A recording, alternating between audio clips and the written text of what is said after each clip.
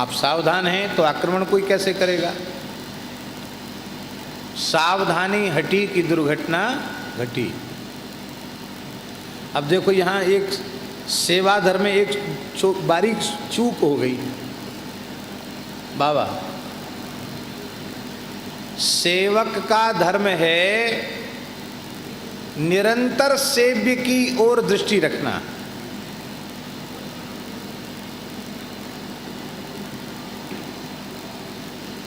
शिष्य का धर्म क्या है? गुरु मूर्ति मुख चंद्रमा, सेवक नयन चकोर, अष्ट प्रहर निरखत रहो श्री गुरु चरणन की ओर। 24 घंटे गुरु चरणों की ओर दृष्टि रहे। ये कहने का आशय ये है, सेवक का धर्म है सेव्य के ऊपर दृष्टि लगी रहना। तो सेव्या कामधेनु गाय की पुत्री नंदिनी, नंदिनी पर जो दृष्टि थी वो थोड़ी देर के लिए हट गई, प्रकृति दर्शन में दृष्टि चली गई और इसी चूक को, इसी छिद्र को, इसी भूल को, इसी चूक को देख करके सिंह ने आक्रमण कर दिया। ठाकुर सेवा में, सद्गुरु भगवान की सेवा में, संतों की सेवा में, ब्राह्मणों की सेवा में, माता पिता की सेवा में, अथवा जिसकी भी सेवा हम करते उसकी सेवा में अपराध तभी होता है, चूक तभी बनती है जब जो हमारा सेव्य है उससे हमारी दृष्टि हट जाती है।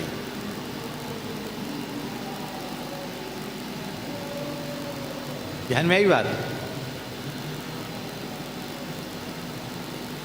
अत्यंत निकट रहकर अपराध क्यों बना? क्योंकि जिनकी सेवा में थे उन पर दृष्टि नहीं रही। इसलिए चाहे जितना बड़ा कोई व्यक्तित्व हो, हम भगवान की सेवा में 24 घंटे रहें, पर यदि भगवान पर हमारी दृष्टि नहीं है तो भगवत सेवा में पद पद पर अपराध बनेंगे।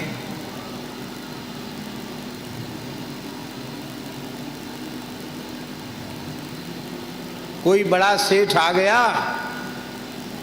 तो ठाकुर जी की तरफ तो पीठ हो जाएगी और उस श्रीमंत व्यक्ति की तरफ मुंह हो जाएगा।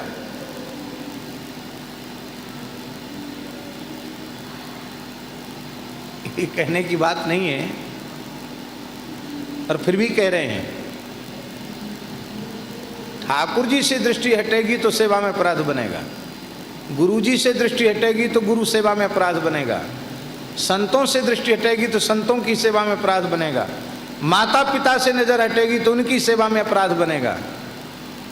आप जिस किसी की भी सेवा करना चाहते हैं पहले उसे भगवत भाव से मानिए। इस रूप में हम भगवान की सेवा कर रहे हैं, पहले ये स्वीकार कीजिए।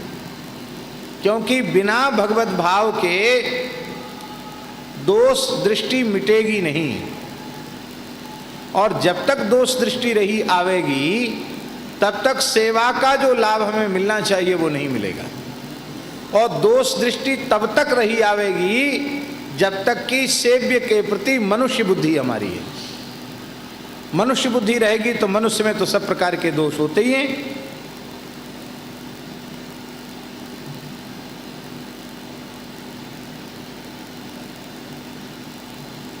ये एक तो सेव्य के प्रति भगवत बुद्धि, और दूसरी निरंतर सेव्य की ओर नजर दृष्टि। ये दो चीजें हैं सेवा में प्रधान।